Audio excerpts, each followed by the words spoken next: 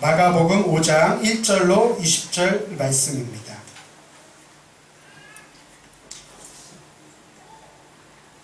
화면을 못 찾으신 분들은 화면을 보시면서 함께 저와 여러분들이 한 절씩 교독하도록 하겠습니다. 제가 먼저 읽겠습니다. 예수께서 바다 건너편 거라사인의 지방에 이르러 에서 나오시매 곧 더러운 귀신 들린 사람이 무덤 사이에서 나와 예수를 만나니라. 그 사람은 무덤 사이에 거처하는데 이제는 아무도 그를 쇠사슬로도 맬 수 없게 되었으니 이는 여러 번 고난과 세상에 걸렸어도 쇠사슬을 끊고 고난을 깨뜨렸으리라. 그리하여 아무도 그를 제어할 힘이 없는지라. 밤낮 무덤 사이에서나 산에서나 늘 소리 지르며 돌로 자기의 몸을 해치고 있었더라.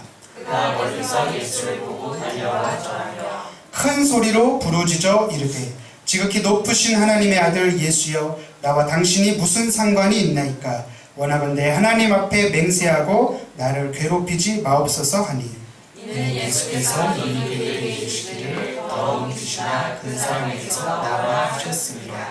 이에 물으시되 내 이름이 무엇이냐? 이르되 내 이름은 군대니 우리가 많은 이니이다 하고 자기를 그 지방에서 내보내지 마시기를 간구하더니 마침 거기 돼지의 큰 떼가 산 곁에서 먹고 있는지라.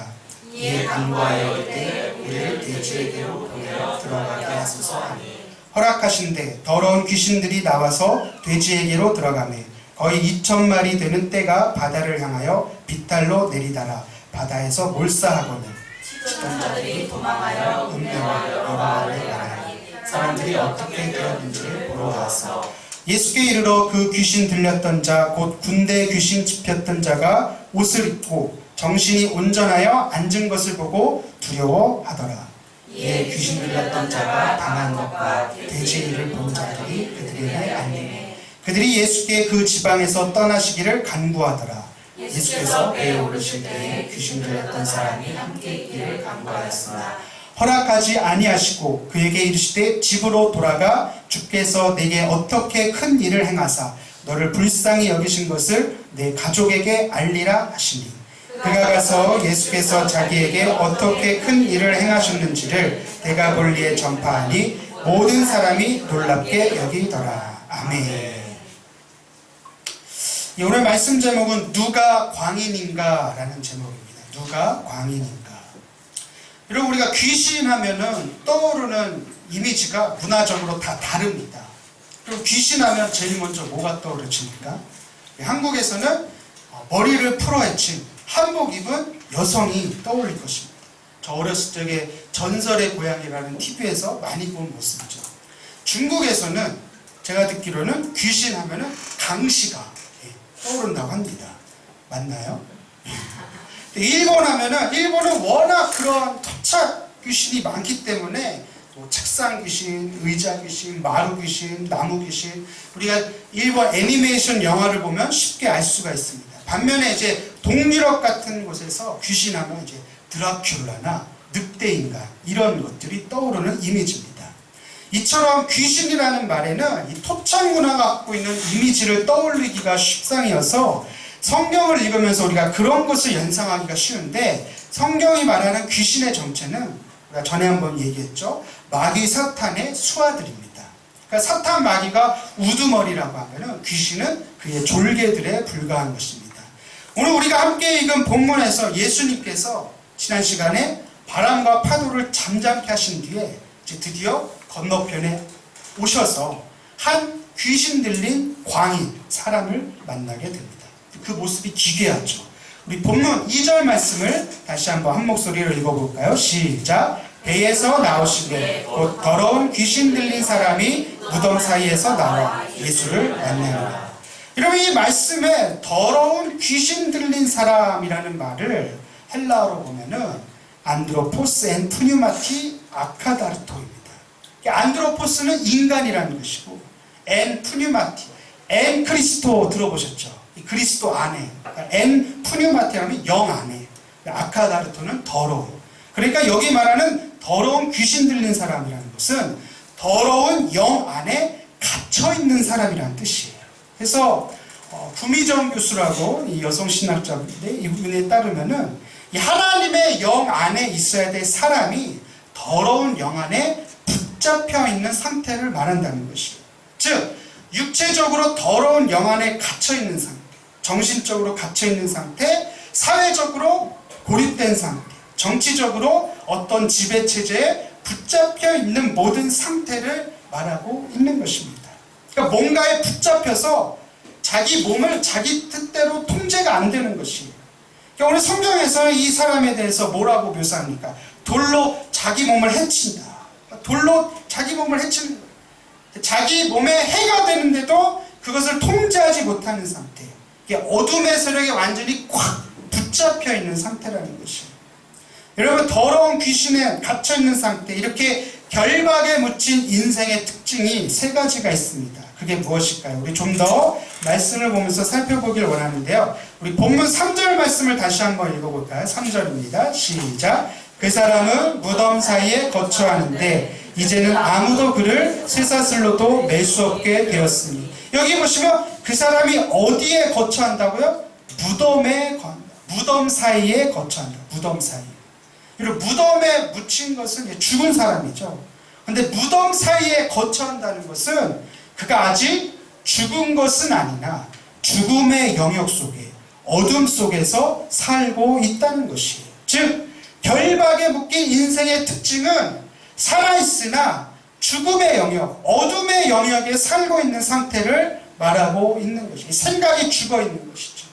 감정이 죽어있는 상태, 의지도 죽어있는 상태, 내 뜻대로 하는 것이 아무것도 없는, 모든 생각이 부정적이고 그 어떤 이야기를 들어도 감성이 무너져 있는 상태를 말하는 것입니다. 여러분, 당시의 무덤은 돌무덤입니다. 돌무덤. 예수님도 돌문이 굳게 닫힌 무덤에서 묻히셨다가 사흘 만에 부활하시지 않았습니까? 이 돌무덤이라고 하는 것은 산 자의 영역과 죽은 자의 영역을 구분하는 것이에요. 그러니까 무덤 사이에 거한다는 것은 비록 살아있지만 어둠에 갇혀서 죽은 자의 영역에 완전히 결박당한 상태를 말하는 거예요. 즉, 이 거라사인의 광인은 귀신에게 결박당해서 자기 몸을 해치고 있는, 살아있으나 죽은 자와 같은 그런 고통 가운데 놓여있는 상태를 말하는 것입니다. 여러분, 비단 이것이 이 거라사인의 광인에게만 해당되는 문제가 아니에요. 요즘 우리 현대인들에게 중독이 많은 문제가 되고 있지 않습니까? 우리 청소년들이 스마트폰에 중독되어서 이 전두엽을 전혀 활용을 안 한다는 거예요. 그래서 이 중학생 애들이 제일 싫어하는 말이 뭐냐? 자, 우리 한번 이것에 대해서 같이 생각해 볼까요? 이 말 싫어한대요. 생각하고 싶다. 또 두 번째로 싫어하는 것은, 자, 생각 한번 말해볼까요? 네, 이것도 싫어하고, 제일 싫어하는 거는, 자, 생각한 바를 한번 적어봅시다. 네, 이걸 제일 싫어한다고. 청소년들이 스마트폰에 중독되고 어른들은 술과 담배에 중독되어서, 어제 뉴스 보니까 이 액상형 전자담배, 어떤 18세 미국에 있는 소년이 18세는 폐 상태가 70세 노인이 되었다고. 그래서 이제부터 월마트에서는 전격적으로 이 전자담배를 판매 안 하기로 결정했다고 하고, 주마다 연립정부에서도 법률로서 제한한다고 하고, 우리나라에서도 복지부에서 이제 전자담배를 권하지 않는다라는 수준으로. 왜냐하면 미국에서 8명이 죽었거든요. 근데 이제 통계에 8명이지 아마 알게 모르게 그 피해는 더 심각할 것입니다. 연예인들은 마약에 중독되어서 막 뉴스에 보면은 뭐 입에 담지도 못할 그런 음란과 성에 중독되어서 헤어나오지 못하는 상태. 이런 모든 결박이 어둠의 세력이 그 안에서, 그 뒤에서 조종하고 있다는 것이에요. 어떤 지배체제에 의해서 내가 거기에 완전히 사로잡혀서 내 몸과 내 생각을 제어가 안 되는 그런 모든 상태라는 것이에요. 얼마나 심각한지 우리가 잘 알고 있습니다. 그래서 오늘 이 말씀을 잘 들으셔야 돼요. 자, 그렇다면 두 번째, 더러운 영 안에 갇힌 인생에 어떤 특징이 있느냐? 우리 껑충 띄어서 본문 15절 말씀을 우리 한번 다 같이 한번 읽어보도록 하겠습니다. 15절입니다. 시작. 예수께 이르러 그 귀신 들렸던 자, 곧 군대 귀신 집혔던 자가 옷을 입고 정신이 온전하여 앉은 것을 보고 두려워하더라. 여기 15절은 예수님께서 이 사람을 고쳐주신 뒤의 모습을 기록한 것인데, 정신이 온전해진 상태를 기록했는데, 특이한 것은 이 광인이 옷을 입고 정신이 온전하여 이렇게 기록되어 있죠. 이를 통해서 우리는 뭘 알 수 있느냐?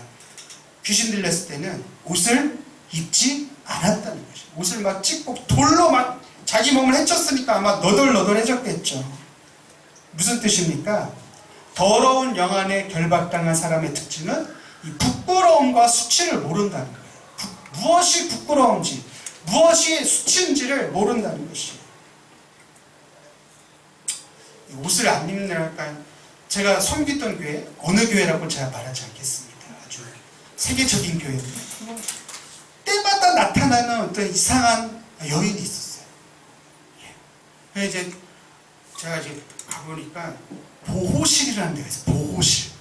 도대체 보호실이 뭘까? 약간 그거 성도들 가운데 이렇게 불난한 자, 이상한 사람 보면은 보호하는 그런 보호실이라는 거예요. 거의 하얀 자켓을 입은 남자들만 들어가는 보호실이라는 데 있어요. 보니까 뭐 얘기 들으니까 막 옷 벗는 사람이 갑자기 나타나가지고 갑자기 막 이불로 이렇게 막 덮고 들고서 막 들쳐내고 나가고 막 그런 사람들이 있다는 거예요. 이제 그런 사람들, 막 소리 지르는 사람들, 회개하라! 막 이런 사람들 있거든요. 갑자기 예배 시간 때 그러면 안 되니까 그런 사람들 이렇게 들고 나가시는 분들이 보호실 이런 데가 있더라고요. 아무튼 여러분, 이 더러운 영 안에 결박당한 사람의 두 번째 특징이 뭐다? 부끄러움과 수치를 모른다는 것이에요. 여러분, 악한 영이 우리 안에, 우리 속에 역사하기 시작하면은 부끄러움을 모르기 때문에 지켜야 할 도리들을 지키지 않아요. 옷을 벗는 게 마찬가지죠. 가정에서 남편과 아내, 부모와 자식이 지켜야 하는 일들이 있습니다. 그런데 그런 부끄러움을 모르고 수치를 모르고 지켜야 할 도리를 지키지 않음으로 가정이 피폐해지는 것이죠. 이게 단순히 이제 관계의 문제가 아니라 그 안에 역사하고 있는 더러운 영적인 문제가 있다는 것이에요. 우리가 이 영적인 눈으로 바라보고 그런 것들을 우리가 대적하고 기도해야 한다는 것이죠. 그래서 여러분, 우리가 가정을 위해서 기도하는 저와 여러분들이 다 되시기를 주님의 이름으로 축복합니다.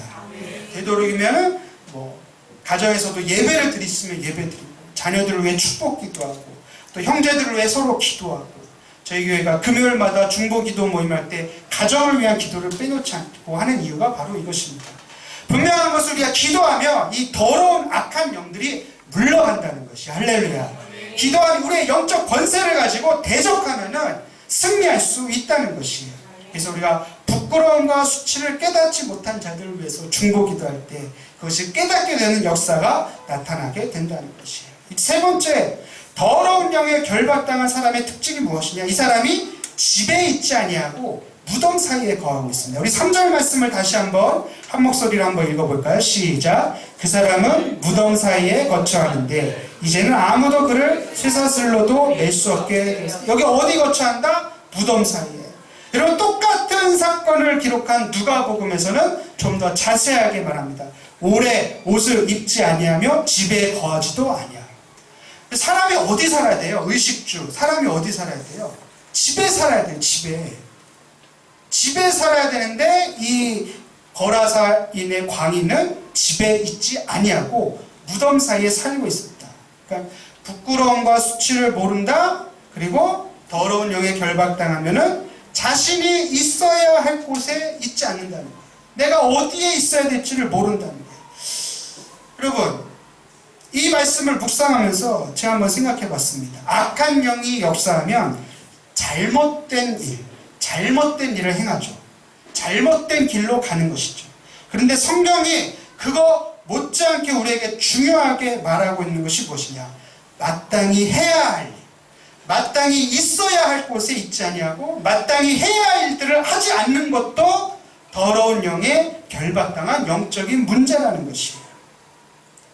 기도하지 아니하고 말씀대로 순종하지 아니하고 있어야 할 자리에 있지 아니하는 것도 이 더러운 영의 결박에 속한 문제라는 것이에요.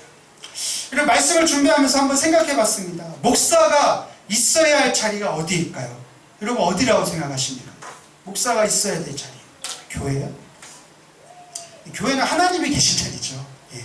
물론 목사가 교회에 있어야 되지만 목사가 있어야 될 곳은 제가 생각할 때 복음이 필요한 곳에 가는 것이, 복음이 필요한 곳에. 그리고 예수님이 항상 가시는 곳이 어디였습니까? 예루살렘, 어떤 뭐 종교 지도자들 모임 그런 곳에 안 가셨어요. 예수님이 찾아 나선 곳은 항상 지배계층이 아니라 이 갈릴리 지방으로 대표되는 보통 사람들, 소외된 자들, 배고픈 사람들, 뭔가 부족한 사람들, 그런 사람들에게 예수님이 항상 찾아가셨던 것이죠. 그러니까 이 목사가 있어야 할 자리는 예수님처럼 더 낮은 곳으로 가야 되지 않을까요? 누군가의 도움이 필요한 곳으로 가서 예수님처럼 섬기고 나누고 베푸는 것이 목사가 있어야 될 자리라고 저는 생각합니다. 그러니까 이게 있어야 할 자리에, 성도도 마찬가지예요. 내가 있어야 될 자리가 어딘가. 선거철만 되면 후보자들이 교회 와서 인사를 하죠. 혹시 그런 광경 혹시 보신 분 많이 보셨죠? 큰 교회일수록 많이 찾아와요.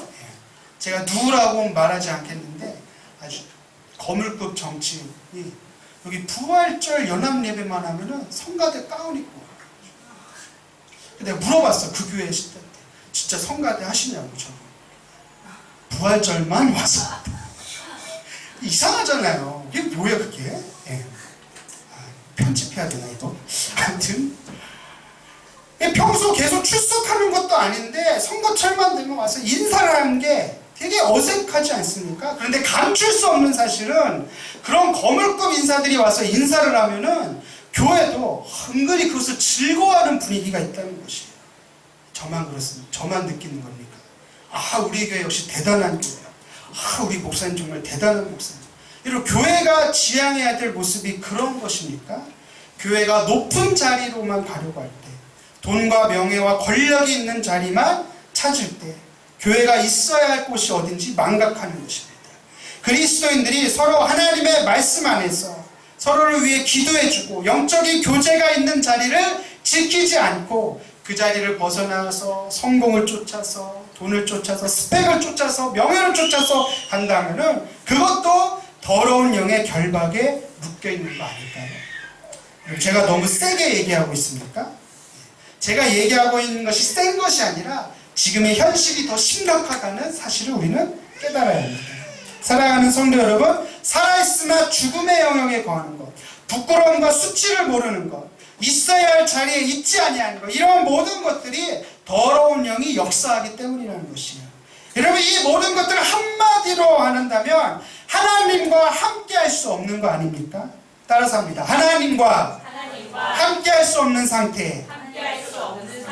그러니까 더러운 영들, 귀신들, 마귀 사탄이 하는 일들이 뭐예요? 하나님과 함께 있지 못하게 교회를 멀어지게 만들고 성도를 떠나게 만들고 신앙으로부터 믿음을 떠나게 만들고 이런 모든 것들이라는 것이죠. 그래서 요한일서 기자는 하나님과 함께 할 수 없는 가장 큰 이유를 뭐라고 얘기하는지 아십니까? 세상을 사랑하는 것. 우리 요한일서 2장 15절 말씀을 한 목소리로 읽어보도록 하겠습니다. 시작. 이 세상이나 세상에 있는 것들을 사랑하지 말라. 누구든지 세상을 사랑하면 아버지의 사랑이 그 안에 있지 않느냐. 세상을 사랑하는 결과가 뭐예요? 아버지의 사랑이 떠나는 것이죠. 여러분, 인간은 창조될 때 본래 하나님의 형상으로 지음받았다. 무슨 뜻이에요? 하나님을 사랑하는 완벽한 교제 안에 있었던, 완벽한 하나님의 사랑 안에 교제 안에 거했지만 인간이 죄를 범하고 타락하게 되니까 어떻게 됩니까? 에덴 동산에서 쫓겨난 뒤에 가난과 저주가 찾아오고 온갖 고통이 찾아와서 하나님과 단절되었습니다. 이 단절을 예수 그리스도께서 화목하게 하시기 위해서 십자가에서 대신 죽으셨습니다. 할렐루야. 그래서 이 예수님을 믿는 자들마다 하나님과의 그 사랑의 관계가 회복되는 것이에요.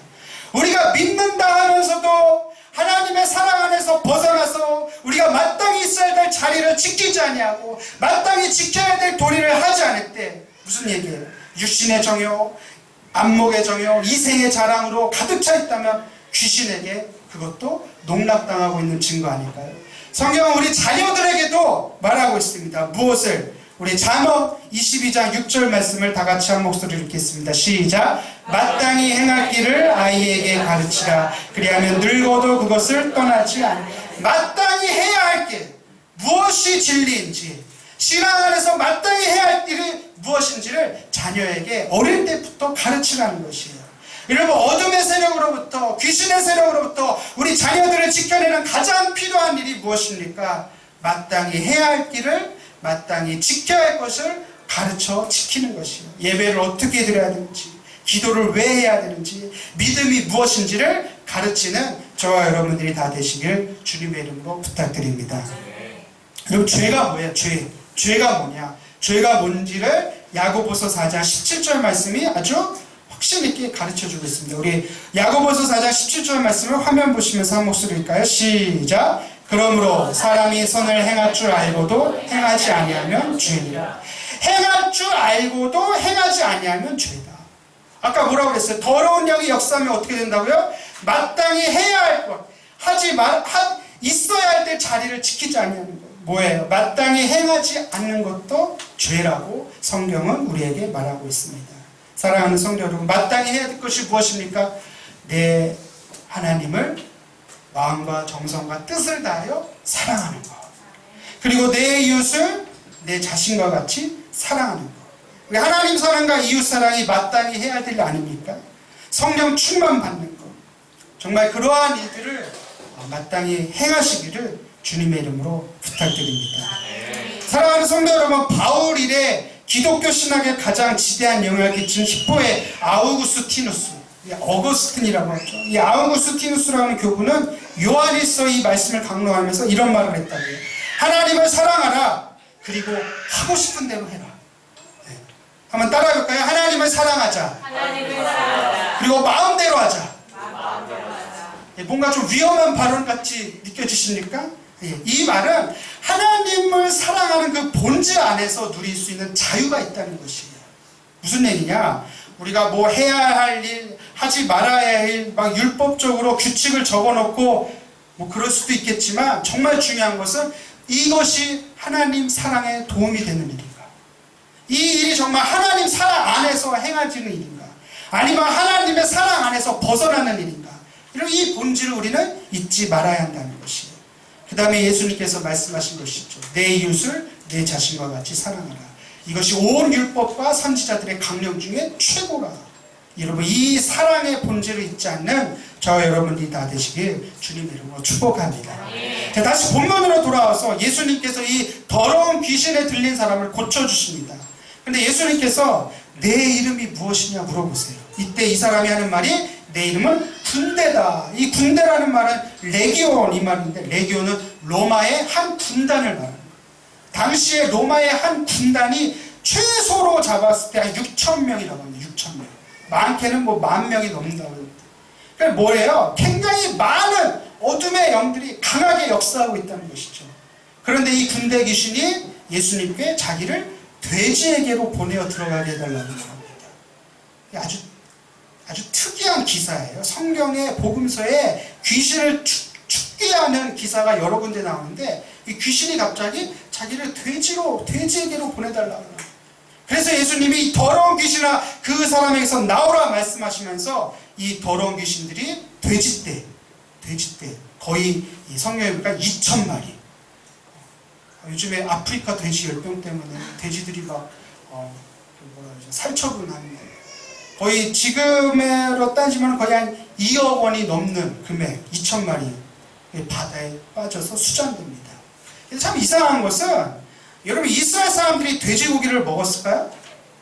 율법에 금하고 있습니다. 근데 어디서 이렇게 돼지가 2,000마리가 있어? 뭐 다 멧돼지야? 야생돼지? 그게 아니라 이 지방이 거라사인, 즉 이방인들의 거점 도시였기 때문이에요. 오늘 마지막 20절에 보면 데가볼리라는 지명이 나오거든요. 데카볼리. 데카는 무슨 뜻이냐? 열. 숫자 열을 데카라고 그러고, 볼리는 폴리스, 도시를 말하는 거예요. 그러니까 10개의 도시가 모여있는 거대한 지역이었다는 것을 우리는 알 수가 있어요. 그러니까 당시에 이방인들이 많이 살았던 지역, 그러니까 로마가 계획적으로 10개의 도시를 세웠던 거점 도시라는 것이에요. 여러분, 이 로마가 계획 도시로 세운 이 데가볼리 10개의 도시가 모여있는 이 지역에 누가 살았을까요? 대도시에 주로 누가 삽니까? 대도시에. 서울과 수도권에 주로 누가 삽니까? 잘 사는 사람들이 사는 거예요. 정치, 경제, 문화 모든 것들이 다 서울에 집중되어 있듯이 당시에 데카볼리는 이 팔레스타인 지방의 기득권층들이 살았던 곳이에요.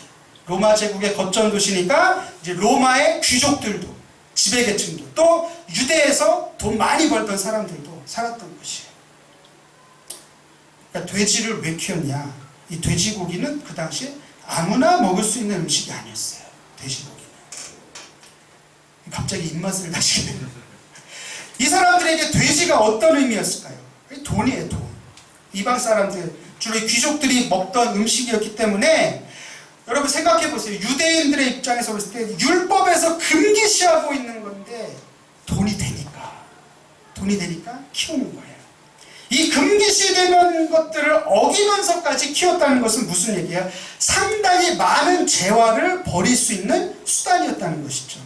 그런데 이 율법을 어기면서까지 지키려고 했던 돈을 예수님 때문에 한꺼번에 잃어버린 일이 벌어지자 이 사람들의 반응이 어땠습니까? 함께 17절 말씀을 한번 읽어볼까요? 17절입니다. 시작! 그들이 예수께 그 지방에서 떠나시기를 간구하더라.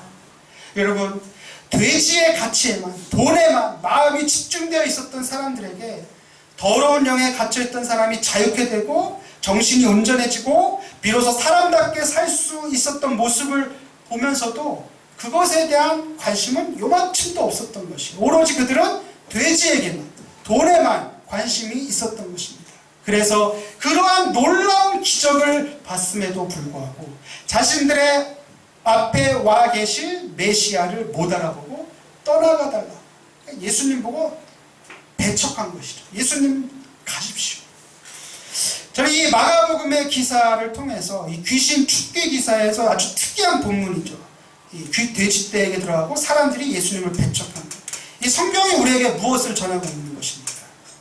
더러운 귀신에 들렸다가 고침받은 사람은 이제 정신이 온전해져서 예수님하고 같이 있기를 원해요. 그러니까 예수님이 너 우리랑 같이 있지 말고 너는 이제 집에 돌아가 어떻게 하나님의 큰 일을 겪었는지 가족에게 전하라.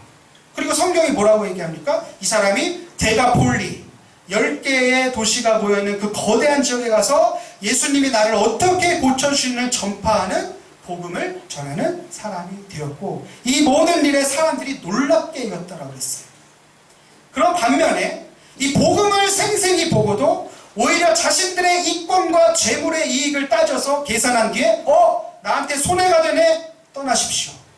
그러한 결론을 내린 사람들, 여러분 누가 과연 미친 사람일까요? 누가 과연 광인일까요? 사랑하는 성도 여러분, 오늘 이 말씀을 깊이 되새기시길 바랍니다.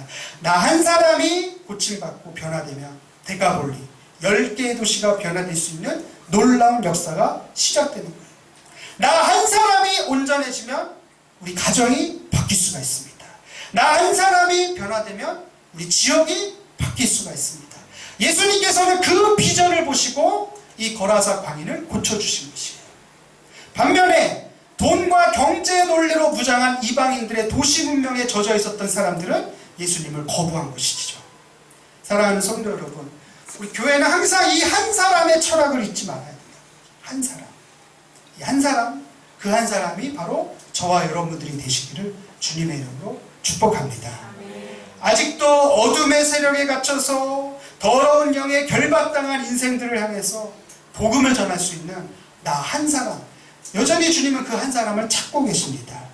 이 거대한 도시 문화로 대변되는 세속의 가치에 물들지 아니하고 결박당한 채 묶여있는 인생들을 변화시킬 한 사람을 찾고 계신다는 것이죠. 사랑하는 성도 여러분, 말씀의 결론입니다.